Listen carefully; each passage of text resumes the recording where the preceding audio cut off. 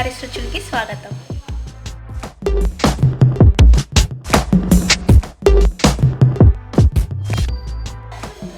ఈరోజు వీడియోలో నేను మీకు స్టఫ్డ్ కాకరకాయ ఎలా ప్రిపేర్ చేసుకోవాలో చూపిస్తాను, చూసేయండి.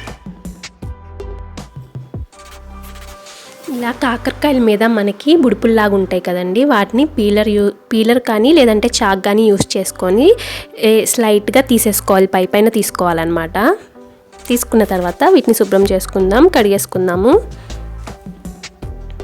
ఇలా కడుక్కున్న తర్వాత ఇందులో ఒక 2 స్పూన్ల ఉప్పు వేసుకొని అన్నిటికీ అప్లై చేసేసి బాగా ఒక 1 అవర్ పాటు వదిలేద్దాము. ఇది ఉప్పులో బాగా ఊరుతుంది. తర్వాత ఒక మిక్సీ జార్ తీసుకొని అందులో 1/2 చిప్ప కొబ్బరి, 4 చిన్నులపాయలు, 1 టీ స్పూన్ జీలకర్ర, గుప్పెడు జీడిపప్పులు, అలాగే 1 టీ స్పూన్ ఉప్పు వేసుకొని గ్రైండ్ చేసుకుందాం.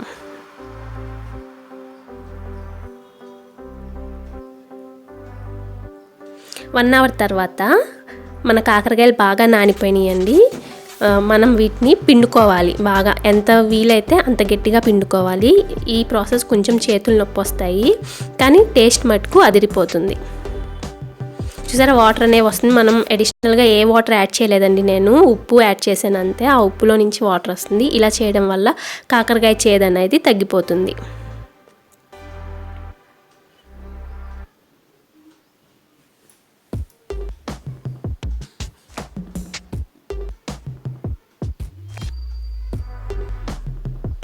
ఇలా పిండుకున్న తర్వాత పొయ్యి మీద ఒక బాండీ పెట్టేసుకొని అందులో 4 టేబుల్ స్పూన్ల ఆయిల్ యాడ్ చేసుకోవాలి. ఆయిల్ యాడ్ చేసుకున్న తర్వాత మనం పిండి పెట్టుకున్న కాకరకాయలని వేసుకొని వేయించుకోవాలి.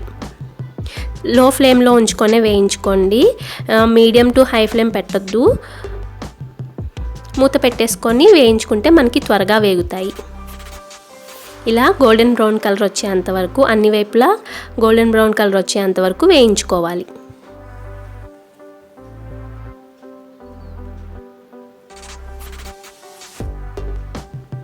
ఇప్పుడు చల్లారిన తర్వాత వీటిని మధ్యలో కట్ చేసుకొని అందులో ఉన్న విత్తనాలు అనేవి తీసేసేయాలి.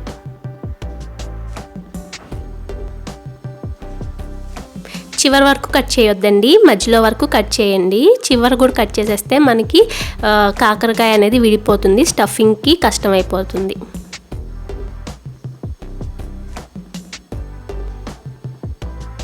అటు కొంచెం ఇటు కొంచెం స్పేస్ వదిలి కట్ చేసుకోండి. ఇందులో విత్తనాలు ఉంటాయి కదా, అవి తీసేయాలి.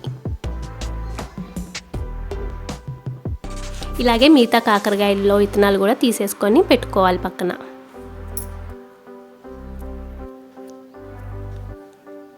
ఇప్పుడు మనం ఇందాక వేయించుకున్న కాకరకాయ బాండీలోనే ఉల్లిపాయలు వేసుకోవాలండి. ఇక్కడ నేను ఒక పెద్ద ఉల్లిపాయ తీసుకున్నాను, వాటిని సన్నగా కట్ చేసుకొని వేసుకుంటున్నాను.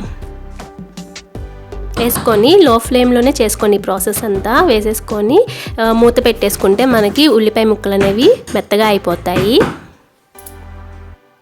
తర్వాత ఇందులో మనం పొడి చేసి పెట్టుకున్నాం కదా, ఆ కొబ్బరి పొడిని కూడా వేసేసుకుందాం. వేసేసుకొని బాగా కలుపుకోవాలి.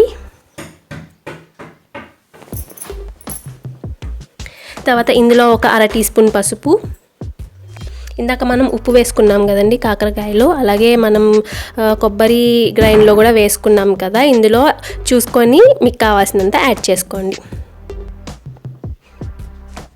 తర్వాత 2 టేబుల్ స్పూన్ల కారం యాడ్ చేసుకొని సన్నని సెగ మీద ఒక 2 నిమిషాలు ఉంచుకోవాలి. ఇందాక నేను కోకోనట్ యాడ్ చేశాను కదండి, ఒక 10 నిమిషాల పాటు వేగనిచ్చుకోవాలి. తర్వాత పసుపు, ఉప్పు, కారం అనేది యాడ్ చేసుకోవాలి.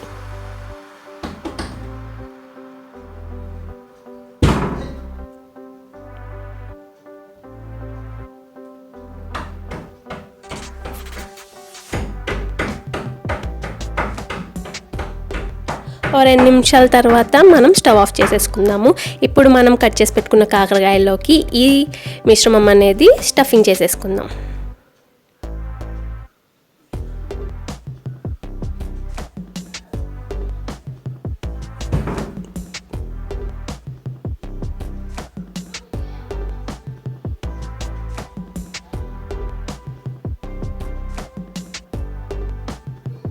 ఇలాగే మిగతా కాకరకాయ అన్నిట్లో పెట్టేసుకుందాము.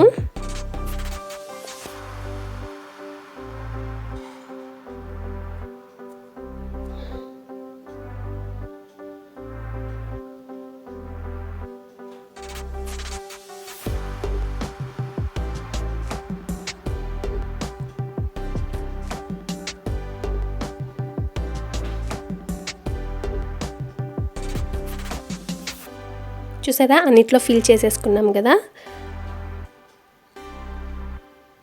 ఇప్పుడు మళ్ళీ స్టవ్ ఆన్ చేసుకొని లో ఫ్లేమ్లో ఉంచుకొని ఈ కాకరకాయలని ఇందులో పెట్టుకుందాం.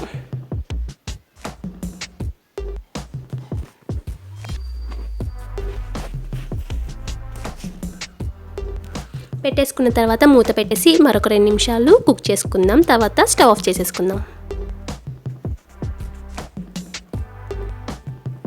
అంతే అండి, చూసారు కదా చాలా సింపుల్ కదా మరి స్టఫ్డ్ కాకరకాయ ఫ్రై అనేది. సో మీరు కూడా ప్రిపేర్ చేసుకొని మీకు ఎలా వచ్చిందో, టేస్ట్ ఎలా అనిపించిందో నాకు కింద కామెంట్ బాక్స్లో తెలపండి. ఈ వీడియో కనుక మీకు నచ్చినట్టయితే లైక్ చేయండి, షేర్ చేయండి, కింద కామెంట్ బాక్స్లో కామెంట్ చేయండి. అలాగే మీరు సబ్స్క్రైబ్ చేసుకోకపోతే సబ్స్క్రైబ్ చేసుకోండి. పక్కనే గంట సింబల్ ఉంటుంది, అది ప్రెస్ చేసిన వెంటనే నేను వీడియో అప్లోడ్ చేసిన వెంటనే మీకు నోటిఫికేషన్ అనేది వస్తుంది. సో ఓకేనా ఫ్రెండ్స్, ఈ వీడియోలో ఇంతే. మళ్ళీ మనం నెక్స్ట్ వీడియోలో కలుద్దాం. అంతవరకు టేక్ కేర్, బాయ్.